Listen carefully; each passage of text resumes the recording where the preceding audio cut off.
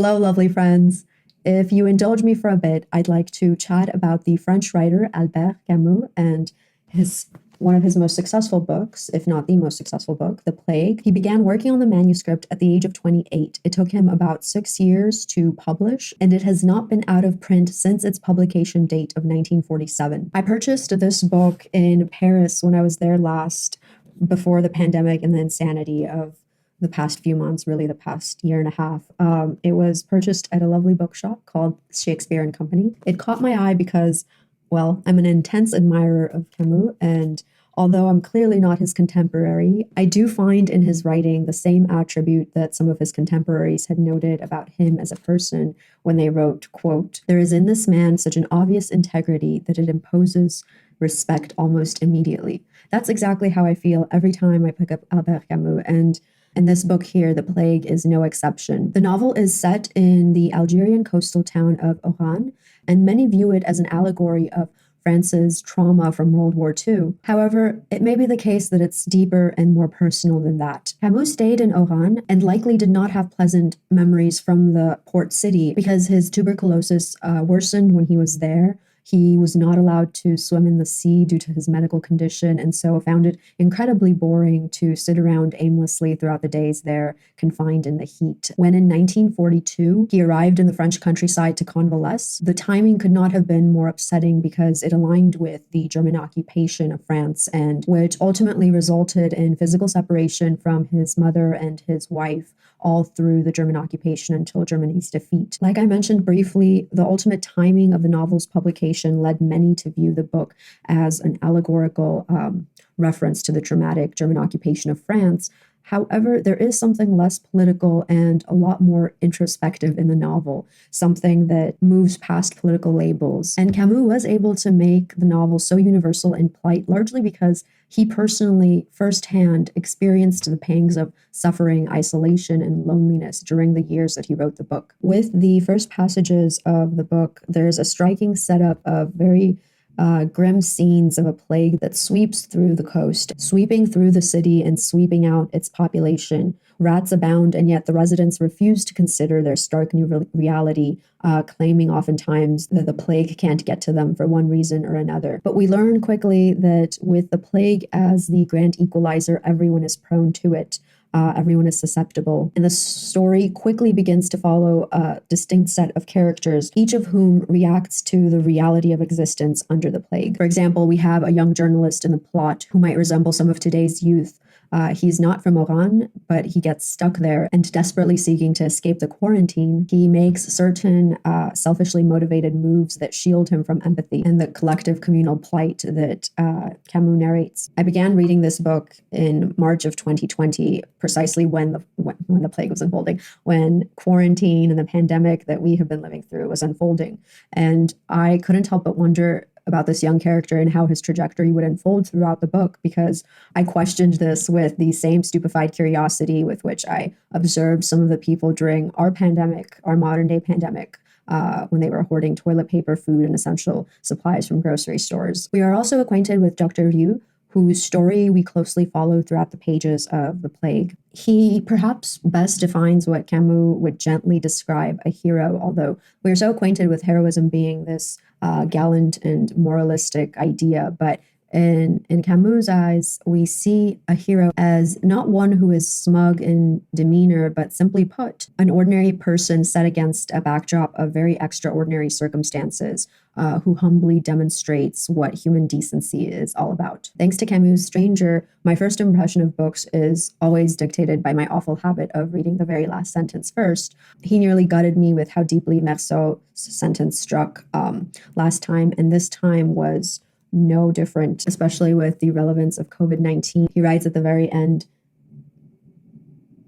"Indeed, as he listened to the cries of joy that rose above the town, Rieu recalled that this joy was always under threat. He knew that this happy crowd was unaware of something that one can read in books, which is that the plague bacillus never dies or vanishes entirely, that it can remain dormant for dozens of years in furniture or clothing, that it waits patiently in bedrooms, cellars, trunks, handkerchiefs, and old papers, and that perhaps the day will come when, for the instruction or misfortune of mankind, the plague will rouse its rats and send them to die in some well-contented city." I mean, damn. Camus makes it easy to track two overarching phases which form the sturdiness of the book and its relevance today. The first phase being Exile and the second one being Companionship. With regard to the first, the quarantined people of Oran and Albert Camus, the plague had telegram dispatches. We now have the immediacy of texting from the comfort of our homes. Either way, though, in both scenarios, then and now, quote, creatures bound together by mutual sympathy, by flesh and heart, were reduced to finding the signs of this ancient communion in a 10-word dispatch,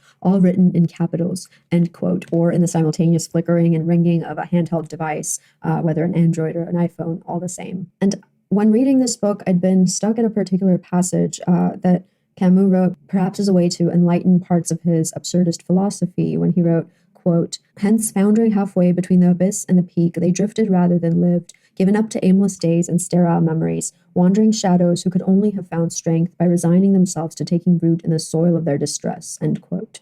And so, prisoners we became of our own physical walls, of our own spiritual selves, as Camus writes, quote, impatient with the present, hostile to the past, and deprived of a future, we really did then resemble those whom justice or human hatred has forced to live behind bars, end quote. The reason it is easy to apply this book to our current way of life since March of 2020 is because, as Camus and his absurdist philosophy do well to remind us, exile pops up unexpectedly. We are prone to accidents, whether through our own misdeeds or by our fellow citizens or leaders or simply by chance. We are always exposed, hence Camus' absurdist philosophy, and what better confirmation of this than the past few months that we have all endured collectively. It is an unpleasant lesson to swallow, but Camus reminds us early on, quote, the first thing that the plague brought to our fellow citizens was exile. Being separated from a loved one was the greatest agony of that long period of exile. As always, what I love about Camus is that he's not here to lecture or to provide lessons. Instead, he is simply observing. One observation in the book that I think mirrors him personally and some of his socio-political beliefs is through the lens of one of the characters, Theroux, who perhaps echoes how Camus felt in his politically charged environment of the 1940s and 1950s. The character explains, we are all in the plague. All I know is that one must do one's best not to be a plague victim. And this is why I have decided to reject everything that directly or indirectly makes people die or justifies others in making them die. We perhaps have here Camus speaking against ideology, against the death penalty, against our indifference to the plight of others, or against our collective ethical irresponsibility. And so we perhaps ask as we turn each page, what next, Camus? Prisoners in exile we may be, but what next?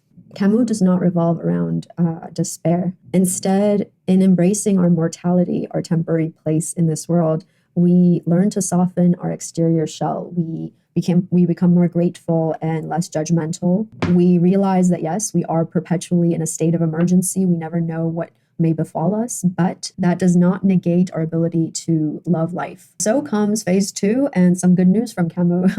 Phase 2, or at least the latter part of the book, could be read as a nod to the idea of companionship. Reading Camus during the pandemic was an incredibly surreal experience. It was as though I was in some sort of paused meditative pose, the reward of which was deep reflection on our own modern day psyche. Then again, it was from 1947. So I first waltzed and then stumbled my way from written word to lived experience, from a flurry of emotions with regard to COVID-19 to convoluted day by day media announcements, back and forth. And through this whole time, and perhaps even now, quote, there are more things to admire in men than to despise, end quote. Today, it does come down to our own ordinary lives and the level of, as Camus notes in this book, common decency with which we are to treat one another. That's perhaps what ends up saving us from the worst of plagues, both actual and metaphorical. There is no heroism at play. It's just ordinary people opening their hearts to one another. And I think that's the message that Albert Camus brings across. We are able to take note of the details. For example, the doctor feeling for the grown man who is in despair in front of his toys, or when a once reclusive and troubled character, Cotard, displays little by little a newfound sense of belonging and duty towards his community. Or simpler still, when Theroux dips his tired body in the moonlit summery sea as a nod to the mightily therapeutic Mother Nature. And I think this was also Camus reminiscing on his love for swimming in the sea, and perhaps at the time he was writing this book, his inability to do so, as I mentioned previously, due to his medical conditions. So the pages uncover that hand in hand, it's through human decency that that naturally builds on companionship. We relearn, as did the people of Oran, despite the ugly prognosis of media outlets, that throughout the continuum of human life, quote, if there is one thing one can always yearn for and sometimes attain, it is human love, end quote. And so this book softens your heart, and it takes us from isolated beings to open hearts, and from exile to companionship. Highly, highly recommend this book, whether one is reading it in a pandemic, in a literal pandemic, in a symbolic pandemic, and at any point in life, really, because as Camus hints, the plague, exile, things of that sort are always around us.